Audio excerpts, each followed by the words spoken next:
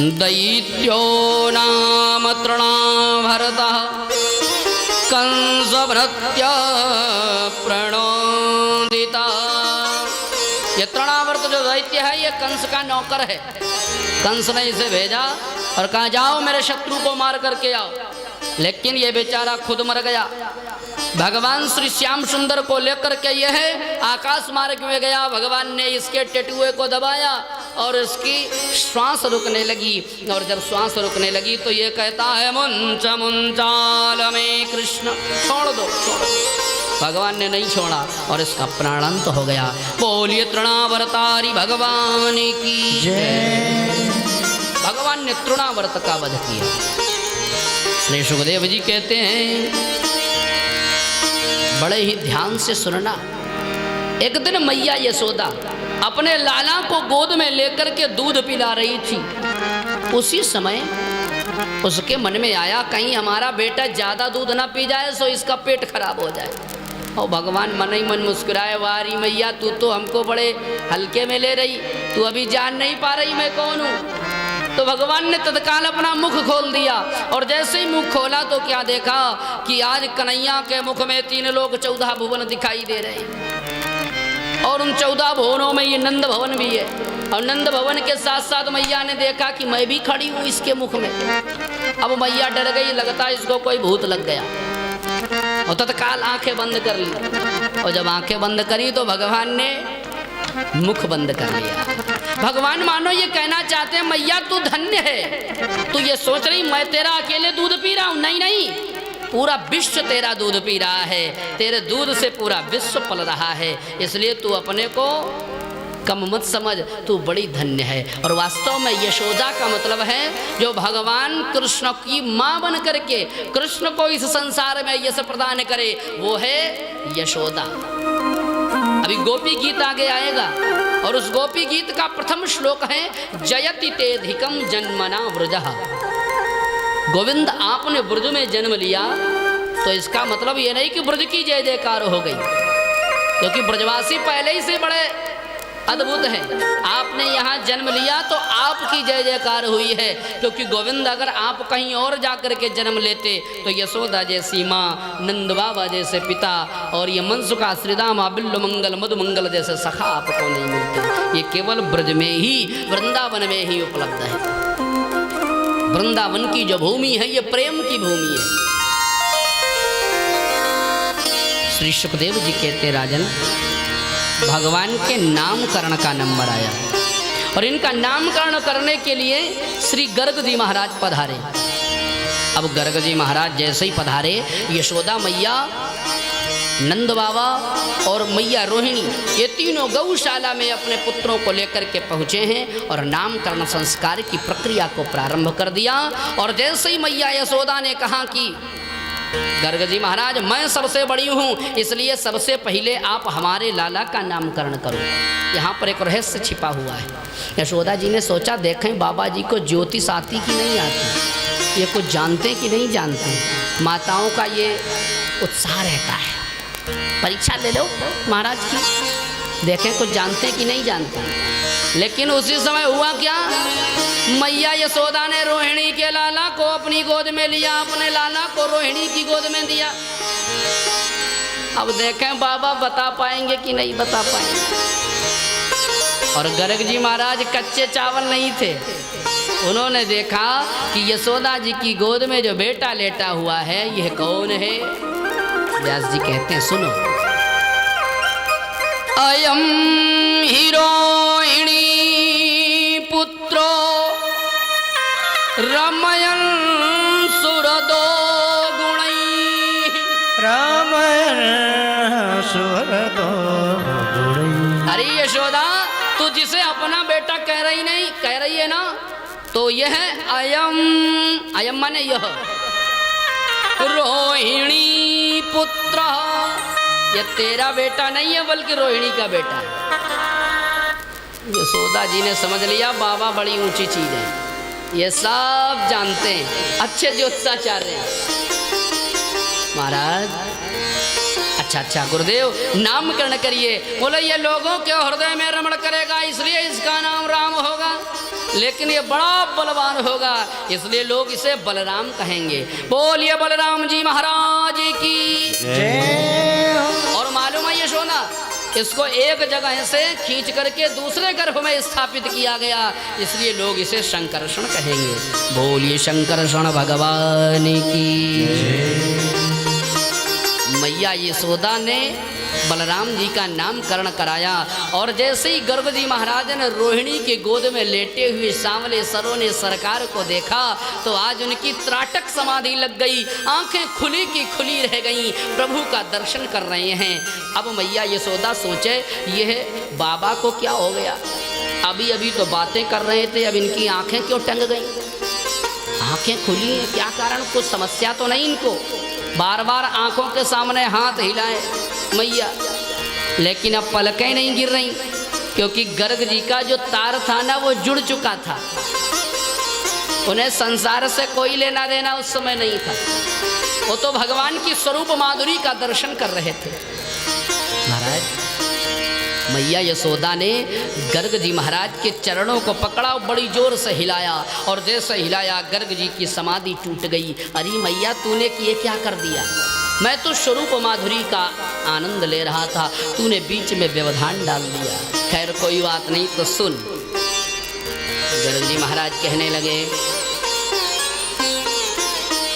इस बालक का जन्म कई युगों में हुआ, लेकिन उन सब युगों में इसका रंग अलग अलग था, तो उसी अनुसार इसका नाम रखा गया। लेकिन इदानीं कृष्णतांगता, इस समय इसका रंग सांवला है, काला है, इसलिए लोग इसे कृष्ण कहेंगे। बोलिए कृष्ण भगवान की जय। और इसके बाद में एक बड़ी महत्वपूर्ण बात कह दी। क्या कहा? बोले प्रागयं वसुदेवस्य क्वचिज्जाता तवात्मजः। पहले ये वसुदेव का बेटा था। नंद जी महाराज ने कहा, महाराज क्या बता रहे हो आप, जब से पैदा हुआ हमारे घर में, और आप कह रहे हो वसुदेव का बेटा था। गर्ग जी को लगा कुछ गड़बड़ हो गई, पोल खुल जाएगी, इसलिए गर्ग जी ने उसका संशोधन किया और कहने लगे नहीं नहीं, बाद में तुम्हारा बेटा ये हुआ, लेकिन इसका नाम वासुदेव होगा। बोलिए वासुदेव भगवान की जय। और गर्ग जी महाराज ने नामकरण किया, और नामकरण करने के पश्चात जब जाने लगे, मैया यशोदा हाथ जोड़ करके कहती, बाबा हमारे घर में भोजन कर लो, कोई भी संत ब्राह्मण आए बिना भोजन कराए न जाने दो। अब एक विशेषता ये भी है कि खीर जरूर खिलाओ। अब खीर की विशेषता क्या, आइए बताते हैं हम आपको। खीर में 3 चीजें मिलती हैं विशेष रूप से। एक है चावल, और दूसरा है दूध, और तीसरा है शक्कर। यह प्रमुख 3 चीजें हैं, बाकी तो सब सहायक वस्तुएं हैं, मेवा इत्यादि। अब इन तीनों की यह विशेषता है कि इन तीनों का रंग है कैसा, बोलो भाई, सफेद। इन तीनों का रंग है सफेद। एक विशेष बात, अगर इन तीनों में से कोई एक भी वस्तु हटा दो तो खीर नहीं बन सकती। बोलो बना सकते हो आप लोग? नहीं ना, तो यह खीर की विशेषता है। लेकिन अब खीर में ये 3 ही चीज क्यों? जो दूध है वो ज्ञान का प्रतीक है, जो चावल है वो वैराग्य का प्रतीक है, और जो शक्कर है वो भक्ति का प्रतीक है। ज्ञान का रंग कैसा होता है? सफेद, बिल्कुल स्वच्छ दूध की तरीके से। चावल को मैंने वैराग्य क्यों कहा? क्योंकि भैया चावल ऐसा अन्न है, ऐसा पदार्थ है जिसके जीवन में कूट कूट करके वैराग्य भरा है। पहले धान बोया जाता है, फिर उसे उखाड़ करके दूसरे घर में लगाया जाता है खेत में, और फिर वहाँ तैयार होता है। उसके बाद पानी में भिगोया जाता है, और फिर कुटाई होती है, और उसके बाद भी जब बनाया जाता है तो उससे माड़ निकलता है। क्या निकलता है? वो पानी, माड़ निकलता, तब जाकर के चावल पक करके तैयार होता है। तो कितना वैराग्य है सोचो। सबसे पहले अपना घर छूटा, फिर दूसरे के घर में आए, तो ये सब वैराग्य का प्रतीक है।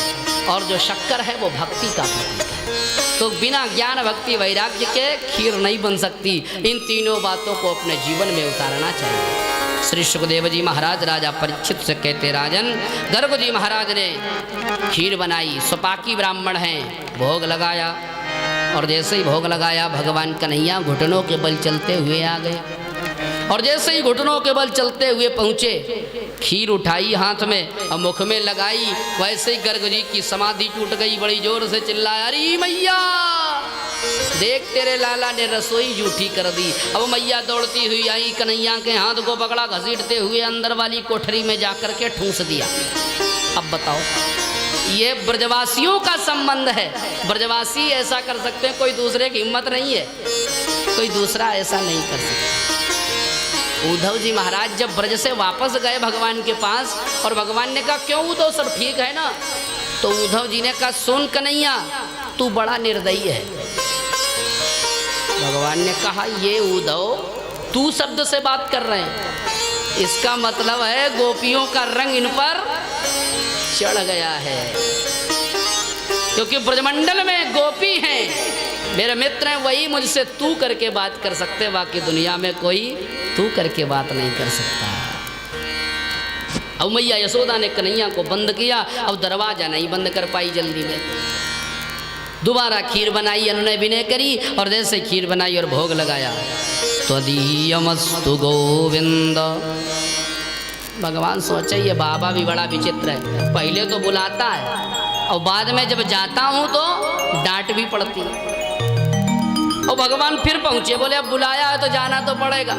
और जैसे ही भोग लगाया और आंखें खुली और बोलने ही वाले थे यशोदा, भगवान ने सोचा अगर इस बार मैया आ गई तो बिना पीटे नहीं छोड़ेगी। तो भगवान ने गर्ग जी को चतुर्भुज स्वरूप दिखाया।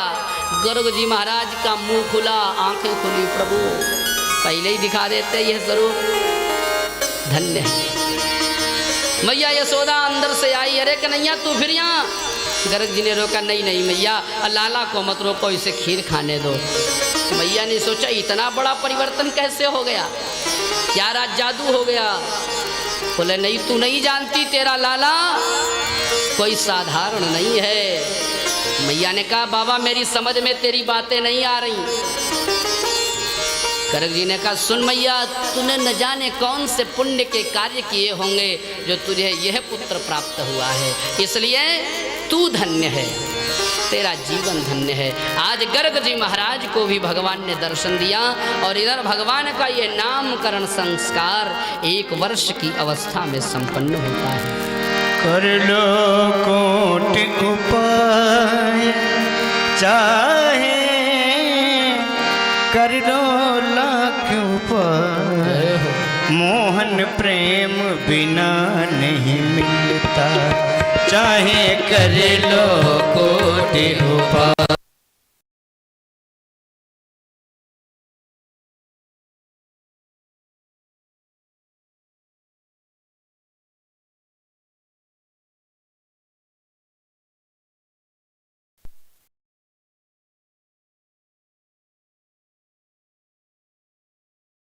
प्रेम बिना